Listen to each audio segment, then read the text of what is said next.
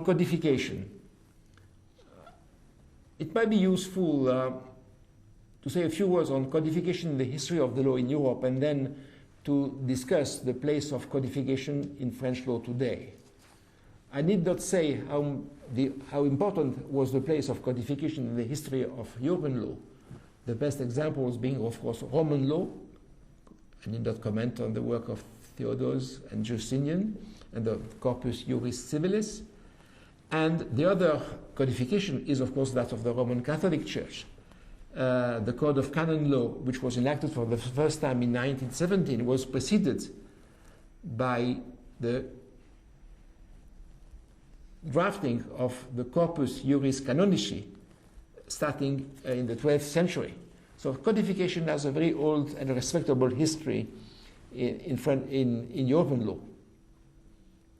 And one could say that both codes, both codifications, were already very good examples of the first wave of Europeanization of the law. What is the place of codification in French law? I think that several misunderstandings should be dispelled. First one is that Napoleon was the first to enact codes in France. This is not so. During the 17th century, under the monarchy, a number of codes were promulgated on civil procedure, on criminal procedures, procedure on trade, on the navy, and on slavery. The famous Code Noir, the Black Codes, enacted in 1685, describe vividly the rights of the matter of the slaves, and buying, selling, punishing. Exactly, it had no. It could be used. It would be compared to the law in force then on the other side of the seas, in the south of the United States.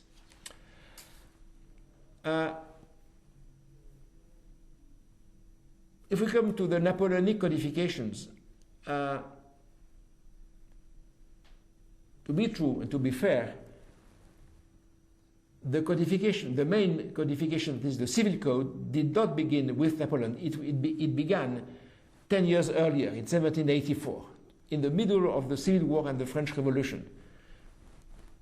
When civil peace was restored, when there's more political stability, then Napoleon was able to go ahead and finish it. And the scope of what was achieved is extraordinary. In 7 years, 5 codes were enacted: the Civil Code, the Code of Civil Procedure, the Code of Commerce, the Criminal Code, and the Code of Criminal Procedure. All these between 1804 and 1811. The influence of these codes has been immense, both in France and abroad, in many European countries, in Holland, Belgium, Portugal, Spain, South America. They have been very influential not only in the formulation of the law, but in the way law was taught, the way courts wrote their judgment. We are back to your question. And it created a legal culture of its own, to use the notion of legal culture. Now, I spoke of misunderstandings. Very often, speaking with English or US lawyers, one sees what could be called, in all fairness, misunderstandings. One of them is that the law in force today is still that contained in the 5 codes enacted under Napoleon. Nothing could be, of course, more wrong. All codes have been deeply revised and changed and modified, and some of them have been totally rewritten. This is so for the Criminal Code, the Code of Criminal Procedure, and the Code of Civil Procedure, and the Code of Commerce. The second opinion is that the only codes in force now in this country are the 5 Napoleonic ones. This is not so. A number of codes have been enacted during the 20th century: taxes, agriculture, labor, administrative justice, housing and construction, family, elections, local administration, driving, urban planning, insurance, social security, education, etc., etc. Many areas of French public social life are, the law applying to them is codified. Another error often met is that many people believe that since France is supposedly the birthplace of codification, even administrative law is codified today as civil law is. It is not. Basically, administrative law has been the creation of the case law of the Conseil d'État since 1 century. It still is a judge-made law, although the place of statutes, of regulations, and of treaties is much more important now than it was earlier. What we have now is a code of the procedure before administrative court, Code de justice administrative, Code of administrative justice. But we have no code of administrative procedure. We have a number of basic statutes and regulations regulating it. I think we should have one, because the case law has been there for a number of years, and it could be easily summed up and codified and clarified, in my view. What is taking place today, this is the last element, is a new form of codification. When Napoleon undertook its codification, it was a very ambitious work. It took the law of the Ancien Régime, case law, customs, written law, regulations, statutes, and summed them up in writing and rewrote them, created a new law. Not totally new. Nothing is totally new in the history of law, but it was a creation. Codification, as is performed now in France, would be more properly called compilation. That is, when you take a matter, the law of education, a special commission is in charge of codification. Once it decides to enact, to prepare a code on education, then experts from the ministries and other people will be called. They will assemble all pieces of legislation relating to the topic, then will arrange them in a logical and clear order. Nothing will be changed in the wording, in the writing, except if one finds something which is clearly contrary to the Constitution, or which is in breach of treaties. Otherwise, even if it is badly written or if it has become obsolete, it is compiled, it is there.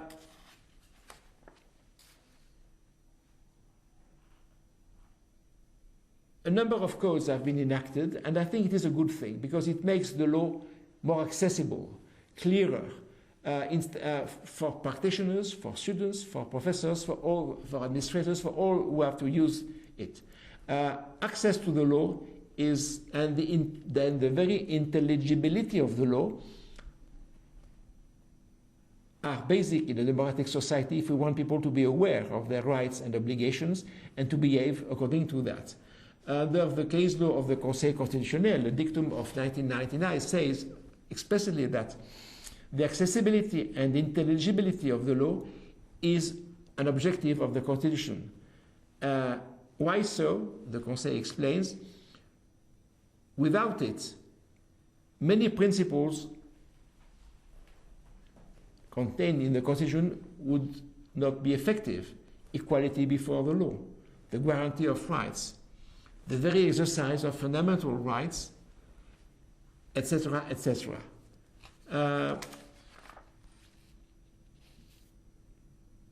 It is true that if one remembers the situation before such codes existed, when you were writing something on education law, you had to you had to know which were the main statutes, some of them dating from the 19th century. You had to look at their successive revisions. You had to, unless you were a very expert lawyer, you had to spend hours or days in libraries to assemble the text, and always fearing to make a mistake or to omit someone. So these compilations are extremely useful instruments for all kinds of people, again, and all those who use the law and must know it. There are limits to the exercise. Again, this is not a creation, it is a rearrangement. It can be, it is different from the restatement in US law. What the American Law Institute does could be called kind of private codification. It has no official value, but in fact, unless I'm wrong, it is extremely influential because it is done by expert lawyers coming from all shades of opinion, law professors, lawyers, administrators, etc., etc. It is quoted by the courts and by parties in litigation, and it is very influential. Although technically speaking, of course, it is a private work of an association. We do not have in this country or in Europe in general such kind of private codification.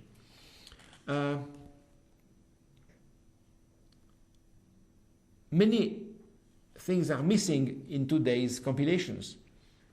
European law is not there. Now, as I will explain later on, many areas of French law are governed by, in a growing proportion by EC law. So you have to go and look at the corresponding directives or regulations, which are not codified even at the Brussels level. There is no code of EC law. Maybe several rooms would not be enough to contain. What the Commission is trying to do, from what I read recently, is when you have one directive or one regulation which has been revised 5 or 10 times, there's not even a consolidated version of this text today of official value. You have to go after the initial one, then the first revision, second revision, and then use your time and patience. Certainly, I mean, if we go at the European level, if there was some codification of EC law, it would help a lot. But to this day, the Commission has not been able to launch this.